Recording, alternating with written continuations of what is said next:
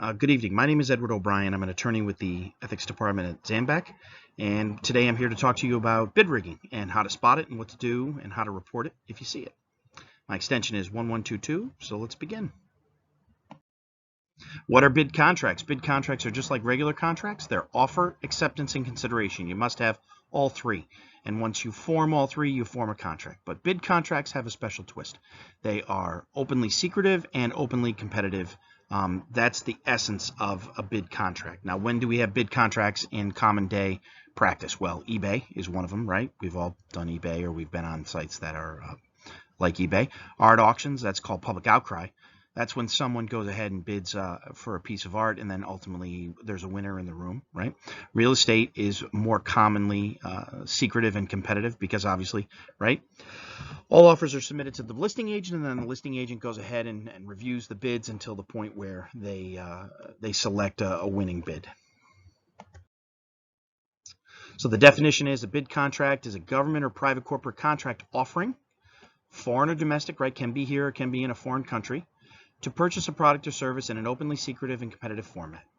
So I want us to focus on the last line, in an openly secretive and competitive format. So openly secretive means, your bid is submitted independently, privately, openly, right? You would say, we're from Zambak and we're submitting our bid, so now everybody knows, but they don't know what the numbers are, and then it's competitive. Other people can bid. So in other words, Jones Crane Co., I'm just going to make that name up, they can bid as long as they meet the contractual requirements.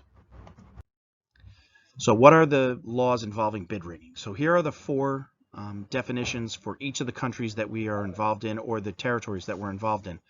And the US DOJ and the Federal Trade Commission are the #1 regulatory agencies involved in monitoring bid rigging to ensure that obviously the Sherman Antitrust Act is being followed properly. So submitting a corrupted bid for goods and services, and either through agreement with another entity or omission, means you're not agreeing to not do something, you win or you allow the other person to win the contract, and then obviously the outcome. So this last part is what we're going to focus on as far as terms and definitions of what are examples of bid rigging. So why is bid rigging important? Why do we care? Because when you submit a rigged bid, it's usually designed to benefit one person, and then as a result they take that premium or that cost and they push it onto the consumer, and the consumer is the innocent party in this. And then obviously from that we go ahead and we we don't want consumers to be paying more for goods and services that are legitimately should be less in the marketplace. So this is our first definition. What is a bid withdrawal? It's where a business or firm withdraws its winning bid so that a pre-agreed competitor will be successful. So very, very simple. Your bid is legitimately before the board or the entity that's accepting the bids, and then as a result, you turn right around and you withdraw it based on an inducement of someone else or a comment on someone else. So in other words, they say, take your bid off the table, and then we'll agree to let you bid the next time, and then you'll win. That's obviously a violation of bid rigging. Cover bidding, where a business person or firm submits an artificially or unusually high-priced offer. So basically, it's when two people collude, or more than two people collude, and ultimately they get it to the point where a series of lower bids come in, and then everyone agrees that the higher bid is going to come in so high that obviously that person would win. I used a pencil scenario in this. Obviously, all these people are coming forward to buy the pencils from the pencil manufacturer, and then they're going to then turn around and retail. Now, $15 per pencil is quite unreasonable, and as a result, when the market usually only sells maybe pencils for $1, maybe at best $2, $15 per pencil is quite unusually high priced and will be found as a violation of bid rigging. Suppression, where a business firm or person agrees not to submit a bid. So basically, I just approach someone else and I say to them, don't submit your bid and I'll pay you $500. Or we agree to do something in the future. Don't put your bid in now, and then we'll go ahead and we're going to skew it so that way, we'll not put our bid in the future, and then you just present your bid and you'll win. Both scenarios are illegal.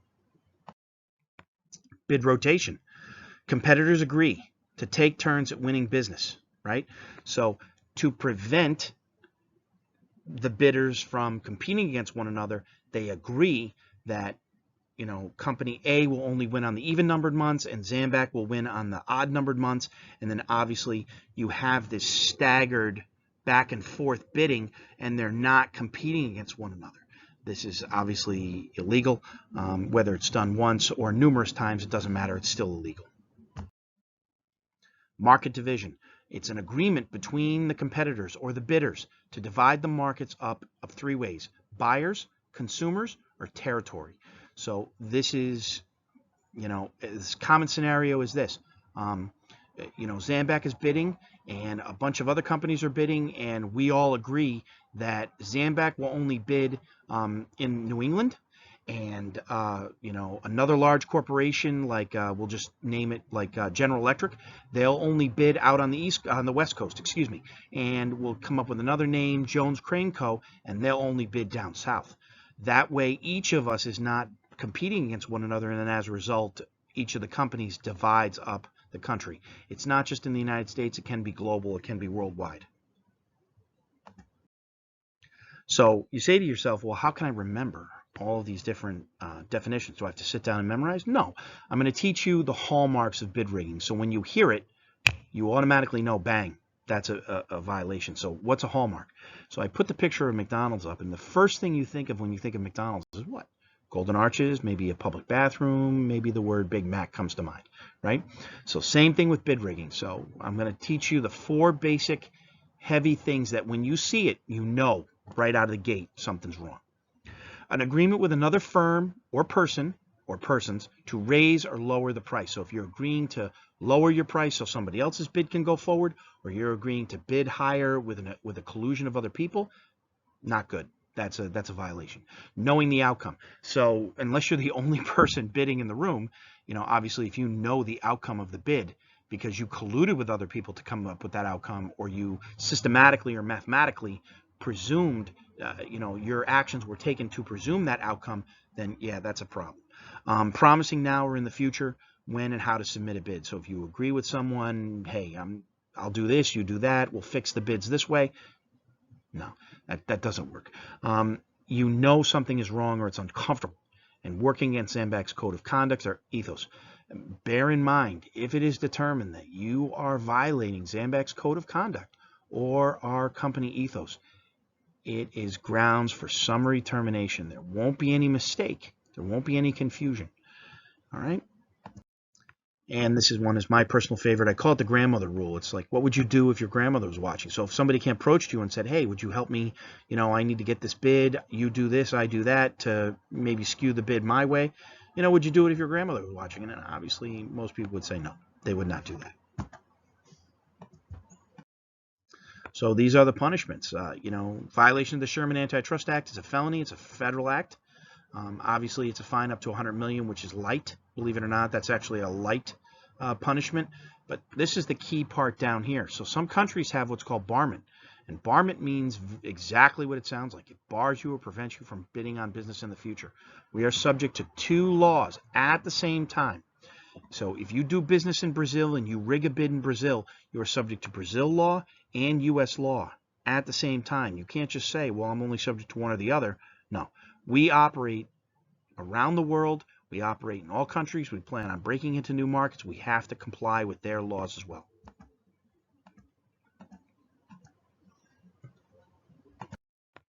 So what to do if you're approached? So we always recommend that you start with your direct manager and you work up your chain of command. You have a reporting line, 800-555-1212, and there's an email there to contact the ethics department, as well as a direct phone number direct into ethics. The auditing department also has a direct phone number as well. Now, we also have the open door policy. You are allowed to go outside your chain of command if you feel uncomfortable, or go outside your division if you feel uncomfortable that your manager is maybe saying the wrong thing about inducing you or encouraging you to engage in a bid rigging system. It's not acceptable. We have a zero tolerance policy for that.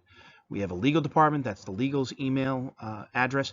And if it is a contract issue or you need help forming terms or understanding the nitty-gritty or the nuts and bolts of the contract offering, please email us, but we ask that you CC your immediate report, not to throw you in, but just to keep everybody, the lines of communication open.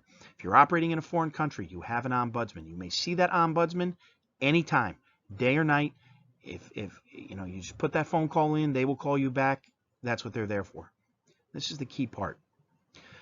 We believe in you.